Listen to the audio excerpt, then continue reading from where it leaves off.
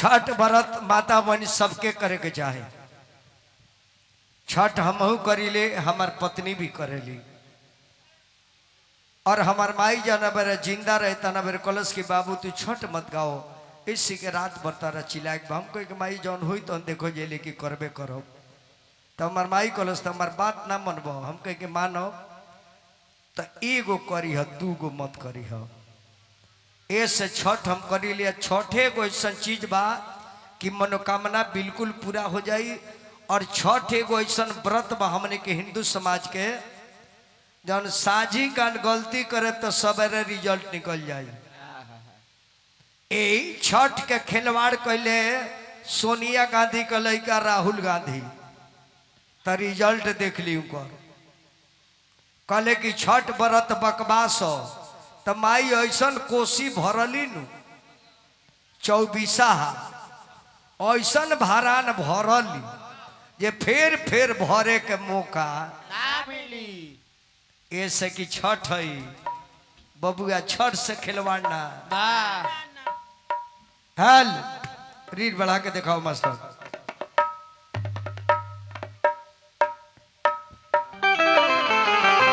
बढ़ जा।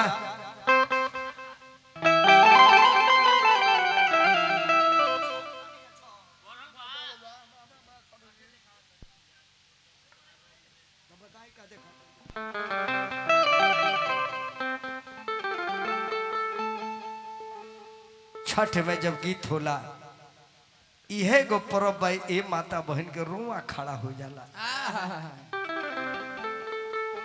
छोटी मोटी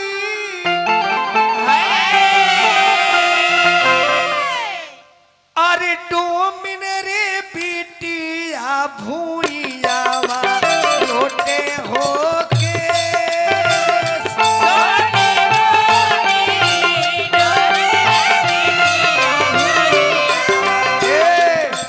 शर्मा जी। केकर छठ कल जाला? शंकर जी के पतोह के। छठी माई शंकर जी के पतोह है। और खष्टी माता बारमा जी के 6वां अंश के जन्म ले बाड़ी। बारमा जी स्वयं लड़की के बनौले, कहले जी बेटी तहार यह काम रही है, जतना महतारी लड़का जब सौरी में हुई तो सौरी के देख रेख बेटी तारा करे के बा। सभे सियान के माई बा, बुद्धिमान के माई बा, लेकिन बालक के माता हम तारा के बनावता नहीं। तो शिव जी के घरे गली, कार्तिक भगवान से शादी भइल। अब सोचा तारी कि पार्वती के पूजा होता, ससुर के पूजा होता, सास के होता, देवर के होता, दियादिन के होता। हमार तो एक घर में कोनो पूजा नहीं है। तो खष्टी माता सोचली जब ऐसा एगो काम करे जे दुनिया हमरा के पूजा करी।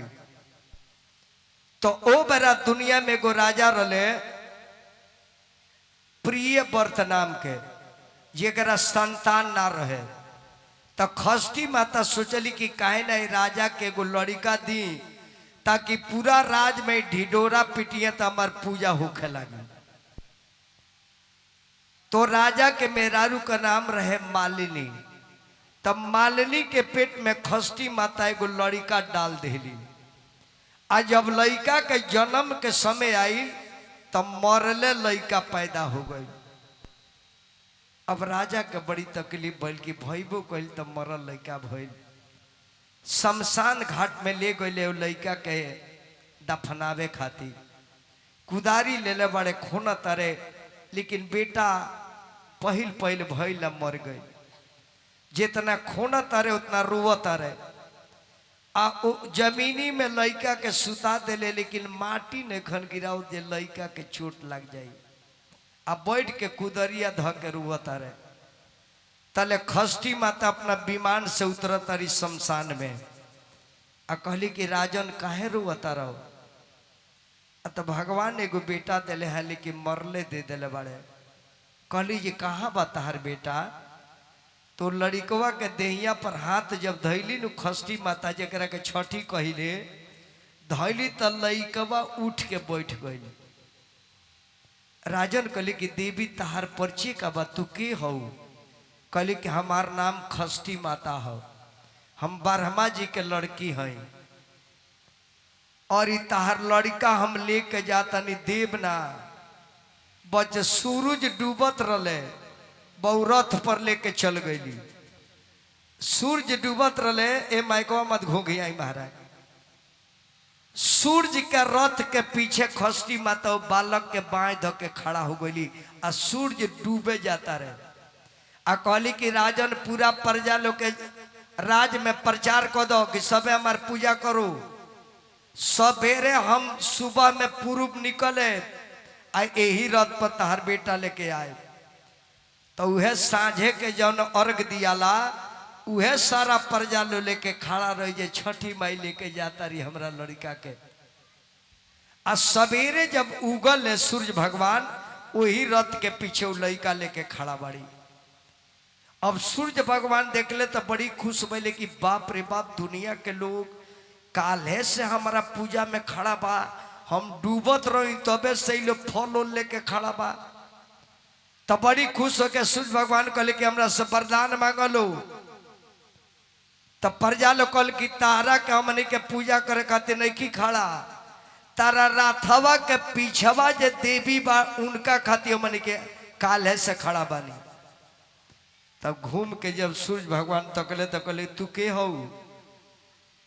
कहली कि हम ब्रह्मा जी के लड़की है, हमार नाम खष्टी माता हो। कहली तो तहरा के पूजा कर कती काले से लोग खड़ा बा, आ तही लड़कवा देवे के हम सकरले बानी ये बेरा। तो सूर्य भगवान कहले कि लड़कवा के जरा दी तो का करबू? हाथ जोड़ के खष्टी माता कहली कि रहुओ एगो बाप के समान बानी, ऐसा करे तो दुनिया में केहू माता पर भरोसा न करी। उहे देखी खष्टी माता कहली कि जाई पूजा हमार होई, लेकिन आरघा राउर दियाई, अर्घ दियाई राउर, पूजा होई खष्टी के लेकिन आरघा रौरे के दियाई। ऐसे छठ व्रत करे के चाहे। बेटा खाती कहिएला, मरल बेटा उ माई देले बाड़ी तो जियल बेटा के काहे न रक्षा करी है। छोटी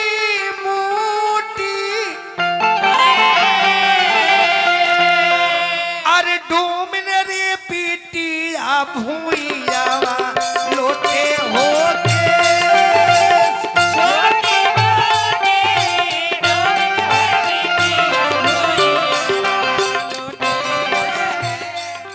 सीपुली ले आई हाय पीटी आया रंग वे के हो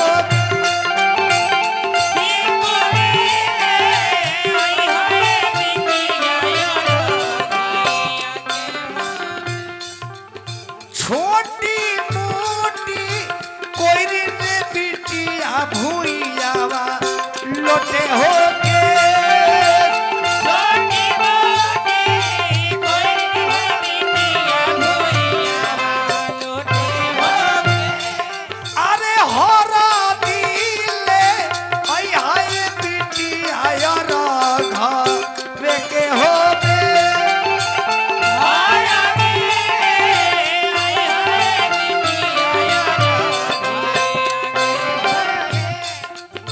छोटी मोटी